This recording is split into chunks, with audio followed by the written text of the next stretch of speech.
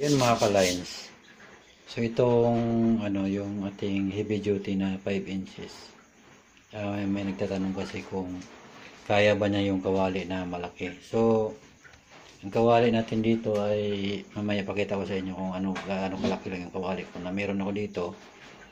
Ay ipapakita ko sa inyo kung gaano siya kalakas, kung gaano ko siya kabilis pakuluin niya yung So lahat pala nating yung mga 5 inches na ito na rin gagawin natin na space saver na pambahay at gawin itong heavy duty. So dito na po magkakatalo sa ating burner. So may ginagawa kasi po tayo dito na hindi siya masyadong kita. So antay-antay lang po kayo kung tuturo po natin kung paano siya gawin na kahit 5 inches lang, hindi na kailangan ng 6 inches. Na akma lang doon sa kawali na ilalagay niya, kahit mga 27 inches ay kayang-kaya po nito.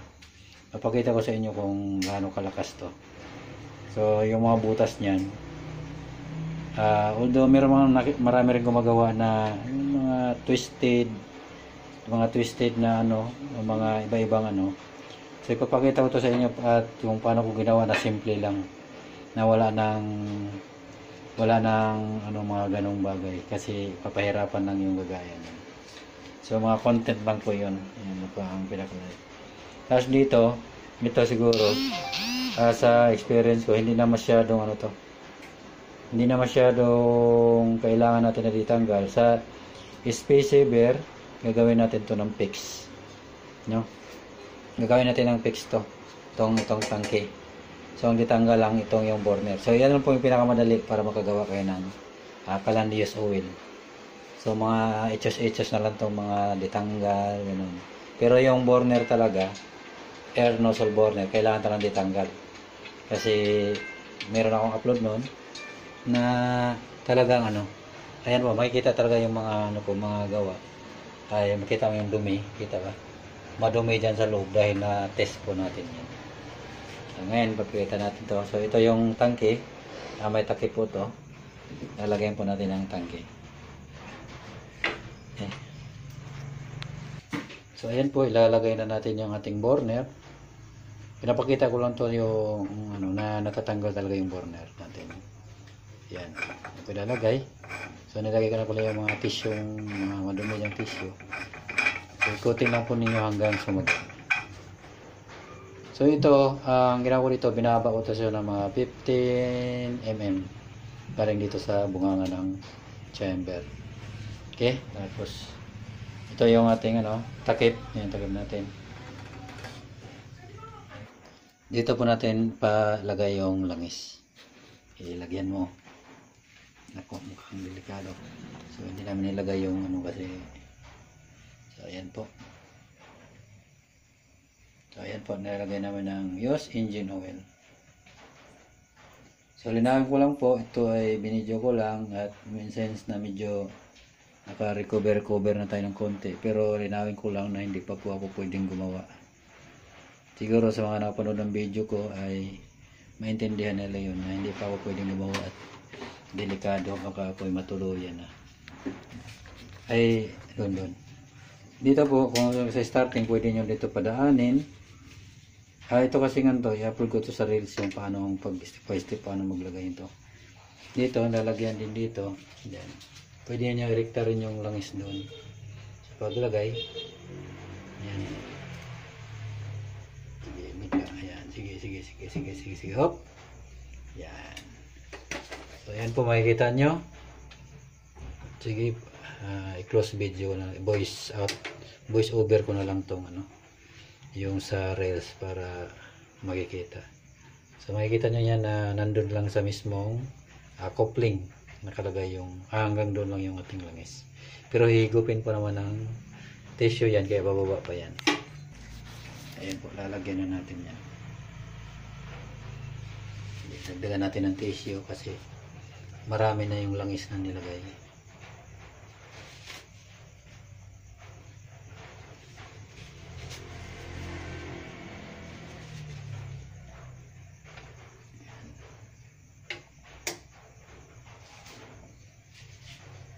Yan po. Bubuksan na natin ang mahina.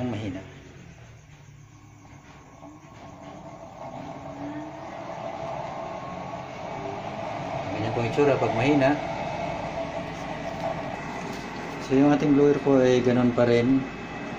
Pero pag pambahay lang gawin natin, ilalapit niya natin doon kasi pambahay lang.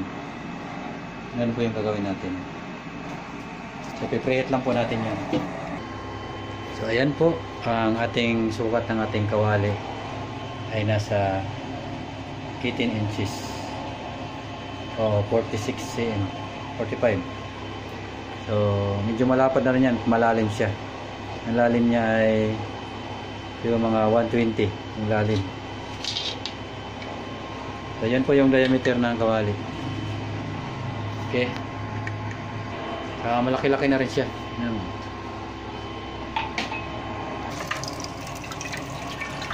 Kaya damihan natin yung supply. Tulungan mga so, ayan po, blow na po siya kasi used engine oil lang ang ginamit natin. So mamaya pa tayo mag-supply kasi napakarami pa yan, matagal pa yan maubos.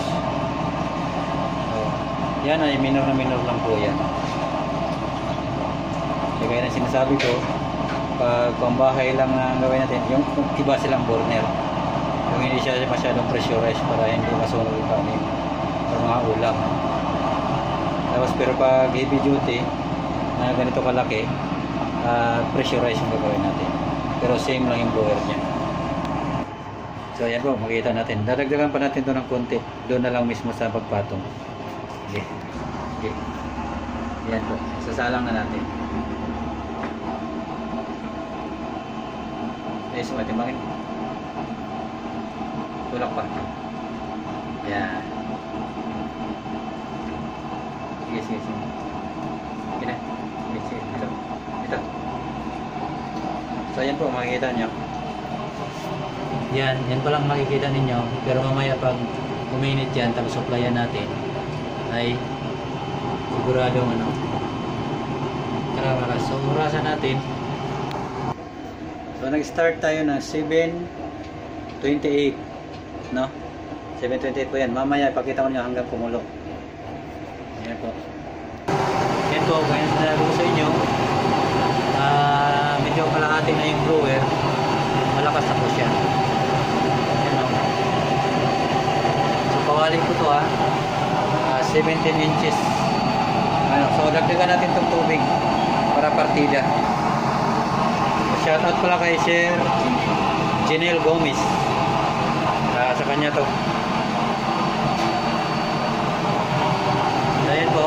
So hindi pa tayo nagsasupply dyan. Ayan o. Wala, kita nyo, walang tulong yan. Hindi pa tayo nagsasupply dyan. Ayan na yung buhay nyo.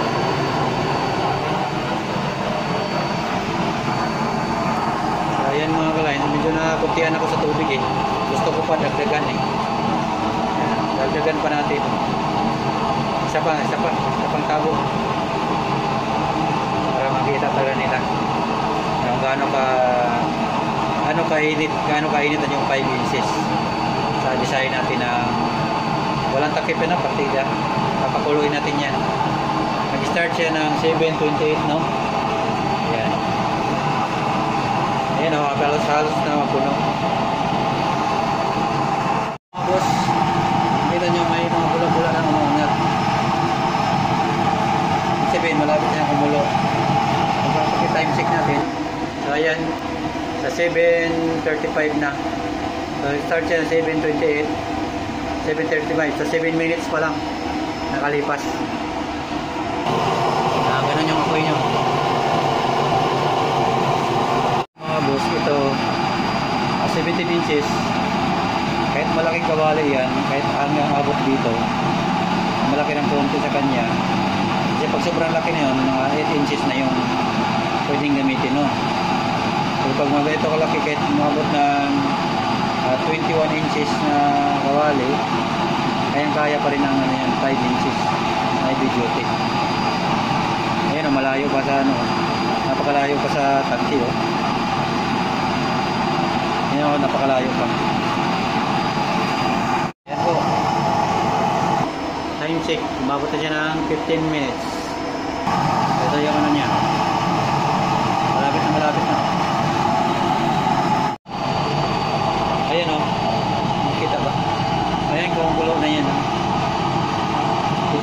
na eh.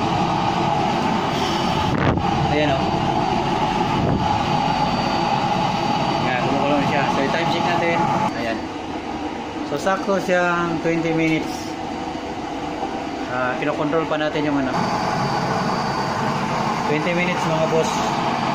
Pinakulo na itong ganito karaming tubig. So, lalo na kung may takip yan. Baka 10 minutes na ito kumukulo na. Kasi pag walang takip talaga yan, matagal kumulo. Okay, maraming salamat po. Mabuhay po kayo. So, shoutout pala sa gumagawa ng maraming version ng ating kalan. Shoutout sa inyo lahat. God bless you all.